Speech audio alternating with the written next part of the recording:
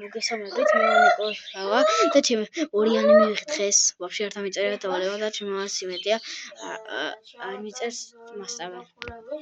მისამდე ვითამაშებ PUBG-ს. ხმას აუწევ. აბაშვილო დავალებები დაწერე. სიმსიმ, ბამ. დავალებები დაწერე შეოლუხო. აკი. წევრი ნუ დამეკარგა.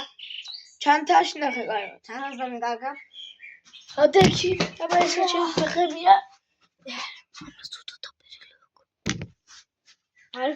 ჯერ გაიმარა მასაც რელიქაჩი ვიტარებ სნეთლის სიჩქარით.